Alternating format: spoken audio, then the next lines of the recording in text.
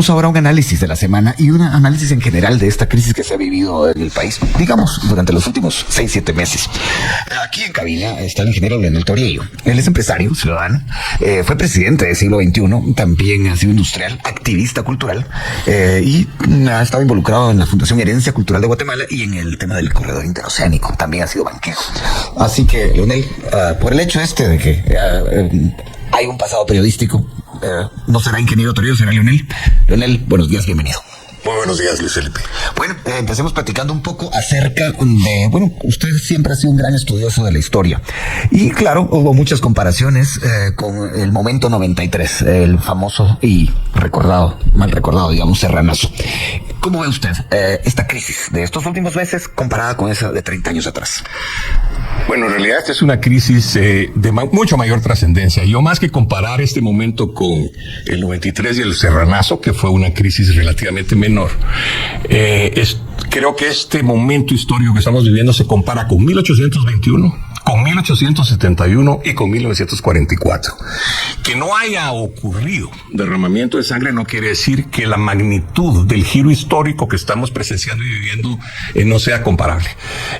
Por eso creo yo que los guatemaltecos no nos podemos dar el lujo de desperdiciar esta oportunidad histórica de realmente cambiar el rumbo del país. Usted habla de 3 momentos históricos que fueron, digamos, puntos de inflexión para la historia de Guatemala. Sí, bueno, lo que ocurre es lo siguiente. Guatemala ha sido gobernada el 90% del tiempo durante los últimos 2 siglos por una mentalidad archiconservadora que se ha opuesto en términos generales a cualquier tipo de modernización o de salto adelante de la sociedad guatemalteca. En 1821, por ejemplo, las élites guatemaltecas conspiraron en contra de darnos una república. No lo dijeron, al principio lo decían abiertamente, es decir, cuando nos anexaron al Imperio Mexicano, pero posteriormente, cuando no pudieron impedir que se hiciera la Constitución Federal, conspiraron para derrocar a la república y terminaron imponiéndonos lo que fue una absurda monarquía aldeana a cargo de Rafael Carrera. En 1871, otra vez las fuerzas progresistas de la sociedad guatemalteca demandaban cambios. Se hizo finalmente una constitución, que era lo que los conservadores habían impedido. ¿Es la Revolución Liberal? La llamada Revolución Liberal, que fue una falsa Revolución Liberal, porque si bien es cierto que se dio, digamos, servicio del diente al labio a las ideas liberales, se hizo una constitución, pero en el proceso, por ejemplo, se declaró dictador constitucional a Justo Rufino Barrios. Así de liberales eran nuestros liberales de entonces. Además de eso, en realidad lo que hicieron fue corromper el régimen de propiedad privada que venía asociado a las ideas liberales de la época. Es decir, en otros países el régimen de mercado estaba contribuyendo a un desarrollo económico sin precedentes en el mundo, y entonces se quería hacer eso aquí. Pero aquí se hizo un régimen de propiedad privada que, al contrario de lo que se hizo, digamos, en Alemania, o de lo que se hizo en Japón, o de lo que se hizo después en Estados Unidos, que fue utilizar los recursos ociosos del Estado, en ese entonces fundamentalmente tierra baldía, sin dueño, para crear una clase media.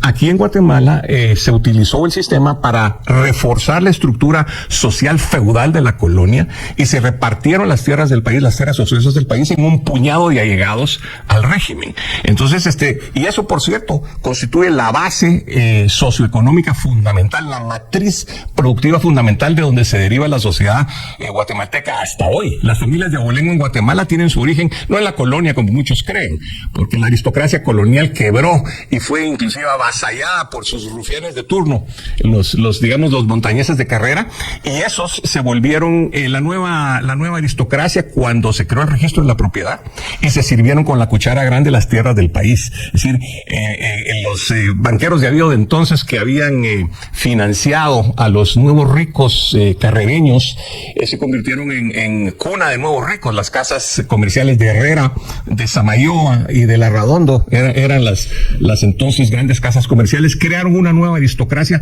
de, digamos, políticos mestizos que se casaron con las hijas de la aristocracia de la Ñila arruinada. Esa es la base socioeconómica, la base social de la actual aristocracia guatemalteca. Pero en fin, en ese segundo momento, el deseo de modernizar a Guatemala se tradujo realmente en una versión tropical del capitalismo de plantación sureño. Aquí no se hizo la esclavitud, pero se modificaron las reglas laborales, la legislación laboral, para crear una servidumbre de facto en una gran proporción de la población. Se afianzó pues esa estructura bipolar que todavía conserva en buena medida la sociedad guatemalteca. Entonces el segundo momento se volvió a desperdiciar. Y el tercero. En el tercero hay quienes dicen que Guatemala entró al siglo XX en 1944. ¿Están exagerando o es cierto? No, efectivamente, digamos que el epílogo de la etapa liberal, entre comillas, fue que como esta nueva aristocracia liberal no logró construir la infraestructura socioeconómica que buscaban, los ferrocarriles, los telégrafos, los puertos, la inserción en el comercio internacional, por sí solos, con el ahorro nacional, porque esta era una sociedad atrasada e improductiva precisamente por no haberse modernizado. Pero entonces, como no conseguían el capital necesario, básicamente le entregaron el país a la inversión extranjera, y a un puñado, entre los cuales destaca un norteamericano casado con la hija de un expresidente tico que se llamaba Minor Keith. Básicamente la fórmula fue: nosotros les damos tierras gratuitamente para que con eso usted siembre banano y con el flete del banano pague las inversiones necesarias para terminar de construir el ferrocarril, los telégrafos y los puertos. Y así pues se le entregó básicamente a la United Fruit Company el país y nos convertimos en una república bananera. Entonces, Guatemala era un país en donde una pequeña minoría vivía muy prósperamente, insertada a las corrientes del comercio internacional, que viajaba a Europa, a Estados Unidos, en fin, era una sociedad muy sofisticada y cosmopolita, pero asentada en una gran masa de siervos de facto, que eran los que producían la riqueza del país, y eso produjo la revolución del 44, que es el tercer momento. Entonces, efectivamente, lo que teníamos hasta antes de 1944 era un régimen con la máscara de liberal, con la máscara de modernidad, pero que escondía una realidad virtualmente feudal. Eso es lo que produjo la revolución, aquí como en muchos otros países de la América Latina que tienen trayectorias no tan disímiles de Guatemala, aunque Guatemala siempre ha sido el epítome del archiconservadurismo, de las formas más desnudas y más crudas de esta manera de pensar, que realmente condena a la sociedad a esta estructura bipolar. Entonces sí, en 1944 nos insertó en el siglo XX porque el mundo estaba pasando por una lucha, o había terminado, recién terminaba una lucha entre las autocracias representadas por los regímenes fascistas de Italia, de España, de Japón mismo, y ya no digamos de la Alemania nazi. Que termina la Segunda Guerra Mundial al siguiente año, en 1945. Y de hecho hubo un esfuerzo de propaganda a nivel internacional glorificando las bondades de la democracia versus el autoritarismo. Eso lo recibía a las juventudes guatemaltecas a través de las películas, por ejemplo, películas que glamorizaban la resistencia francesa o la lucha contra los nazis, la famosa película que era Humphrey Bogart, ¿verdad? De Casablanca. Todo eso le daba un romanticismo a la democracia que creó en todo, tal vez sin quererlo, por digamos, hacer acopio de fuerzas contra Hitler. Los norteamericanos en realidad promovieron el desarrollo de un espíritu democrático, republicano, que vino a, digamos, contaminar a estos países, y por eso se produjo la revolución de 1944. Ahora, antes de ir a la pausa, yo quisiera preguntarle algo. Mencionó 3 momentos históricos y quisiera que me dijera: ¿cómo sitúa usted en ese contexto de los momentos históricos el 29 de diciembre de 1996, la firma de la paz? Bueno, yo he escrito que Guatemala ha tenido 3 ciclos históricos largos que empiezan con un impulso renovador, pero después se enfrentan a un implacable proceso de regresión. En todos los casos, por ejemplo, cuando quisimos hacer la independencia republicana, no terminamos en una monarquía aldeana. Cuando quisimos hacer una sociedad capitalista moderna, terminamos con un capitalismo de plantación disfrazado. Y cuando finalmente, con la revolución del 44, entramos a una, digamos, modernización completa de la sociedad, una actualización, digamos, política de Guatemala, también hubo un proceso regresivo que se modificó que se manifestó primero con el derrocamiento inconstitucional de Jacobo Arbenz, lo cual a su vez dio pábulo a que surgieran grupos más radicales revolucionarios y el conflicto armado interno, y entonces la firma de la paz a la que usted alude es como el fin de esa reacción a la reacción. Y de hecho, en ese momento la gente pensó que era posible tener en Guatemala finalmente desarrollo pacífico bajo un sistema constitucional.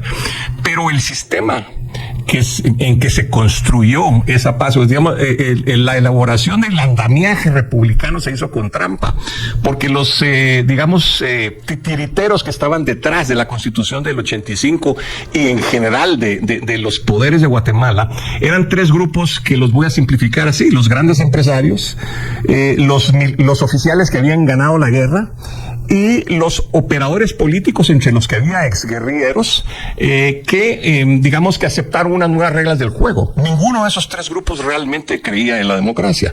Entonces crearon una democracia de fachada, que da la impresión superficialmente que es una democracia, pero que tiene las trampas necesarias para que se termine siempre imponiendo la voluntad de la minoría sobre la mayoría. Y es lo que estamos viviendo hoy. Eso es lo que está terminando en el 2024. Eso es lo que se derrotó en el 2023. Esta democracia de fachada diseñada para que la voluntad de la minoría se le imponga a la mayoría. Y por eso considero que este momento no lo podemos desperdiciar. Veo el reloj y todavía nos quedan un par de minutos. Y usted hablaba de que este es un momento que hay que aprovechar. Y recuerdo una frase de un historiador guatemalteco que decía que Guatemala es una colección de oportunidades perdidas. Lo voy a remontar a 1963. Y un apellido que en este momento es un apellido que hace noticia. El apellido Arévalo. En ese momento existía la posibilidad de que Juan José Arévalo pudiera participar en unas elecciones. ¿Usted cree que hubiera podido, a aquel momento, con democracia, haberse solventado esa diferencia que se dio en el 54? Lo que ocurrió en ese momento fue que vino Juan José Arévalo a Guatemala de incógnito, y eso provocó pánico en las élites guatemaltecas, que siempre ven en cualquier esfuerzo reformista un peligro de un desbocamiento hacia regímenes de izquierda radicales. Y entonces eso precipitó un golpe de Estado y precipitó en realidad el conflicto armado interno. Fue una reacción que de nuevo no permitió que se retomara el hilo constitucional que se rompió en 1954. Y el hilo constitucional que se rompió en 1954 tuvo el patrocinio de los norteamericanos, que en ese entonces estaban bajo el perverso influjo de la United Fruit Company. La United Fruit Company en su momento fue una de las empresas transnacionales más ricas y líquidas del mundo. Esa empresa estaba aterrorizada en el 52 y en el 53 porque vio que estaba surgiendo un candidato en el Partido Republicano que era Douglas MacArthur, quien había hecho en el Japón, en Taiwán y en Corea del Sur una reforma agraria capitalista, precisamente para evitar que ahí las ideas comunistas tuvieran mercado. Él hizo unas reformas, capitalistas, reformas agrarias capitalistas, y esa es la base, el despegue de estos tigres del Oriente. Crearon una clase media inmensa, como había hecho Lincoln en Estados Unidos a mediados del siglo XIX, y entonces eso creó la posibilidad de una expansión industrial y de convertirlas en países del primer mundo. Entonces, si MacArthur llegaba a la presidencia, ellos temían que en todas las tierras que tenía la United Fruit Company en América Latina, que eran no solo Guatemala, estaban metidos en Honduras, estaban metidos en El Salvador, en Costa Rica, en Colombia, en Jamaica, en muchos lugares, ellos temían que una presidencia de MacArthur se hubiera inclinado hacia ese tipo de reformas capitalistas, lo combatieron y pusieron a Eisenhower. Bueno, ¿la reforma agraria de Arbenz era capitalista? ¿O no? Los propósitos de Arbenz, según su discurso inaugural, eran de crear una sociedad capitalista moderna. Pero él estaba aconsejado por, leninistas tropicales que lo confundieron. Y él, efectivamente, en vez de crear, como hizo Abraham Lincoln o como hizo MacArthur en el Pacífico, muchos pequeños propietarios, él se inclinó por soluciones colectivistas inspiradas en el Kolkhoz soviético y en el, ejido cardenista mexicano, que no conducían realmente al milagro económico que sí se produjo en esos otros países. Entonces, efectivamente, yo creo que Arbenz acertó en el diagnóstico, pero erró con la receta. Y entonces eso además produjo la ira de la United Fruit Company, que sí ganó las elecciones con Eisenhower, que como premio por haber ayudado a Eisenhower le dieron en la jefatura de la CIA a Allen Dulles, a su hermano John Foster Dulles le dieron el Departamento de Estado, y a Henry Cabot Lodge, todos ellos accionistas y consejeros de la United Fruit Company, le dieron el puesto de embajador de Estados Unidos frente a las Naciones Unidas, quien después, cuando ellos intervinieron en Guatemala, fue sumamente útil para el movimiento golpista de los Estados Unidos. Entonces, esta reacción en contra de este proceso reformista, que en el caso de Guatemala se había empezado a desviar, digamos, de la ruta exitosa, pero que el propio sistema democrático, el propio proceso democrático podría haber corregido para convertirlo efectivamente en la creación de una gran masa de pequeños propietarios. En vez de hacer eso, lo que tuvimos que vivir fue una interrupción del hilo constitucional, el derrocamiento por la fuerza, con el apoyo de Estados Unidos abierto, con aviones, con emisoras de radio, con distribución de volantes, con amedrentamiento de oficiales del ejército. En fin, una intervención burda en Guatemala. Derrocaron al gobierno de Arbenz y gestaron una tragedia de enfrentamientos no resueltos que ahora, en el 2024, los guatemaltecos podemos resolver definitivamente, a mi juicio. Tenemos que ir a la pausa, pero adelanto algo. Claro, hay quienes están pensando en este momento, bueno, ¿y los Estados Unidos qué les pasó? Porque ahora cambiaron de lado, piensan algunos. Y bien, hasta aquí el video de hoy. Recuerden que ustedes tienen la última opinión, la cual pueden dejar en la cajita de comentarios. Dicho esto, nos vemos en el siguiente video. Adiós.